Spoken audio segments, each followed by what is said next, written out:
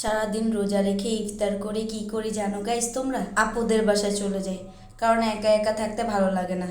ইফতার করে আমার বর হচ্ছে বের হয়ে যায় আর আমি একা একা ঘরে থাকি, যার কারণে ভালো লাগে। আর দুইটা বাচ্চা আছে আপির, যা না দেখলে আমার একটুও ভালো লাগে না, যার কারণে চলে যাই। আজকে ভাবলাম তোমাদেরও ঘুরিয়ে নিয়ে আসি আপিদের বাসা থেকে। হাই গাইস, আসসালামু আলাইকুম, সবাই কেমন আছো?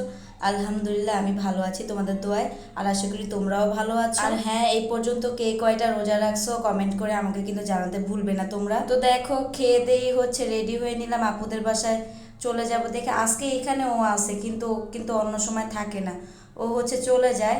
আর আমি একা একা এই রুম থেকে বের হয়ে চলে যাই। আজকে ও একটু আছে, ওর একটু কাজ আছে, যার কারণ একটু দেরি করে বের হবে। তো আমি বের হওয়ার একটু পরেই ও বলে চলে গেছে আর কি, আমাকে বললো ফোন দিয়ে। তো আমি আর একা একা কী করবো, যার কারণে আমিও বের হয়ে গেলাম। আমি হচ্ছে আমার ছেলেদের না দেখলে ভালো লাগে না, মানে আমার একটুও ভালো লাগে না। আর পিছিয়ে একটা ওইসে, ওর জন্য তার বেশি ভালো লাগে না। একদিন না গেলে মনে হয় ওদের তো আমি দেখিই নাই অনেক বছর ধরে, এমন মনে হয়।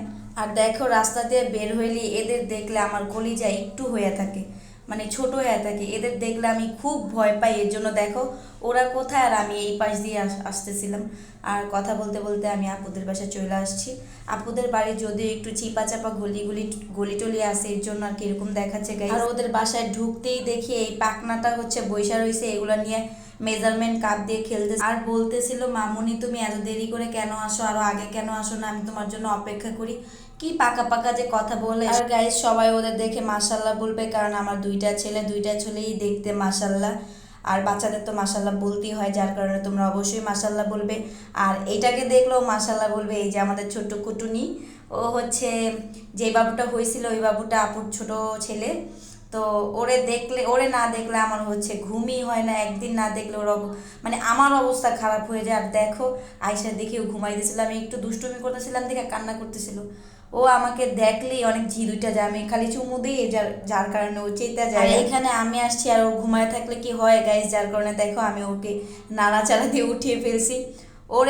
ওর সাথে কথা না বললে, ওর সাথে দেখা না করলে আমার একটুও ভালো লাগে না, যার কারণে ওরে আমি মানে ঘুমায় থাকলেও উঠায় ফেলি। মানে ছেলেটা মাত্র ঘুমাইছে, এর মধ্যে উঠাই ফেলছি, এর জন্য ও জিদ দেখায় আমার সাথে। এইটুকুনি মাশাল্লাহ দিলে কিন্তু ও আমার সাথে জিদ দেখায়। তোমরা কিন্তু মাশাল্লাহ বলতে ভুলো না গাইস, কারণ আমার ছোট্ট দুইটা ছেলে, ওদের মাশাল্লাহ বলো যাতে নজর টজর না লাগে। আসলে ওদের সাথে দুষ্টুমি করতে আমার খুব ভালো লাগে, মানে ওদের না দেখলেও ভালো লাগে না, আর দুষ্টুমি করতেও খুব ভালো লাগে, যার কারণে একা থাকলেও আমি চলে যাই ওদের বাসায় যায়। আগে ছিল ওইটা, বড়টা না দেখলে ভালো লাগতো না, এখন হচ্ছে ছোটরা না দেখলে ভালো লাগে না। আমার হচ্ছে ডেলি দুইটাকেই দেখতে হবে। আর এখানে আমি হচ্ছে ওদের সাথে দুষ্টুমি করে 1-1.5 ঘন্টা থেকে বাসায় এসে, এমনি সময় আমি 2-3 ঘন্টা থাকি, বাট আজকে একটু রান্না ছিল, যার কারণে তাড়াতাড়ি এসে পড়ছি। রাত্রে রান্না করতে হবে সিহিরির জন্য, তো এর জন্য তাড়াতাড়ি করে চলে আসা পড়ছি। এসেই দেখি আমার বর হচ্ছে এগুলো আয়না রাখছে, বলতেছে তোমার হাতের জাদুর সেই তরকারিটা রান্না করে দাও। তো কি আর করব, আমি হচ্ছে কাটাকুটি করে রেখে দিচ্ছি। ভাবছিলাম আরো পরে বসাবো, কিন্তু ভাবলাম যে না, তারাবি আছে, যার কারণে তাড়াতাড়ি করে বসিয়ে দিলাম। আর এখানে আমার চাউল শেষ হয়ে গেছে, আমার বরের আনতে বলছিলাম, ওর মনেই নাই। এখন কি করব, আমার শাশুড়ির কাছে হচ্ছে ওরে পাঠাই দিছে, আমার শাশুড়ি চাউল পাঠায়। একটা কথা বলি গাইস, কার কেমন শাশুড়ি, কোন মেয়ের কেমন শাশুড়ি পেয়েছো আমাকে কমেন্ট করে জানাবে। আমি কিন্তু আলহামদুলিল্লাহ অনেক ভালো একটা শাশুড়ি পাইছি, আলহামদুলিল্লাহ আলহামদুলিল্লাহ।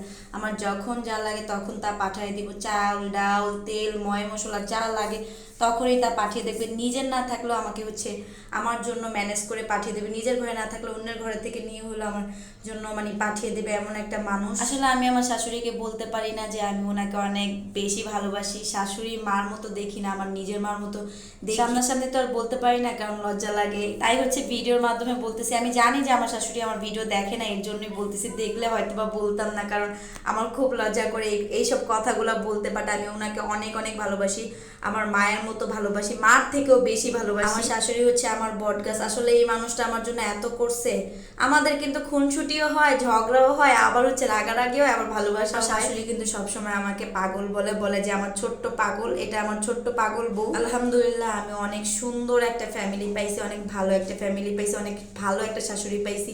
আমার আর কিচ্ছু দরকার নাই জীবনে, মেয়েদের জীবনে আর কি চাই। আর দেখো, কথা বলতে বলতে হচ্ছে আমার ভাত হয়ে গেছে। তো আমি না ভাতটা ঠিকা দিতে অনেক ভয় পাই, অনেক কষ্ট করে ঠিকা দিই ভাত। আর দেখো আমার ভাতটা ঠিকা দিয়ে হয়ে গেছে আল্লাহ আল্লাহ করতে করতে। আর এইখানে কথা বলতে বলতে আমার তরকারিটা প্রায় কষানো হয়ে গেছে, একটু টমেটো দিয়ে নিলাম।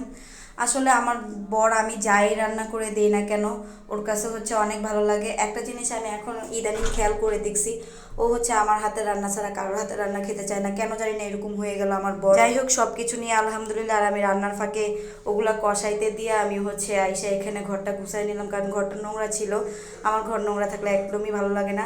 এরা এখানে আইসা ভাজা আলুটা, আমার ঘরটা গোছানোর পরে ভাজা আলুটা এখানে দিয়ে দিলাম। আমি হচ্ছে আবল তাবল যদিও রান্না করে দিই তাও আমার বরের কাছে অনেক ভালো লাগে। এর জন্য হয়তো বা কারোর হাতে খেতে চায় না। আমার শাশুড়ি আগে অনেক খাবার পছন্দ করতো, অনেক আগে, তারপর আমার মায়ের হাতে করতো, বাট ইদানিং ও কারোর হাতে রান্না খায় না, শুধু আমার হাতেই রান্না খাবে। এটা এক হিসাবে ভালো, এক হিসাবে একটু কষ্টও লাগে যে যেই দিন আমার রান্না করতে মনে না চায় ওই দিন আমার শাশুড়ি বাসায় পাঠিয়ে দিলেও তো কিছু খাবে না, এই চিন্তায় একটু খারাপ। আবার একটা চিন্তায় কি যে আমার হাতের রান্না হয়তো অনেক পছন্দ করে দেখে হয়তো আমার হাতেরটা খেতে চাই, এই চিন্তাই হচ্ছে না ভালো লাগে যে আলহামদুলিল্লাহ।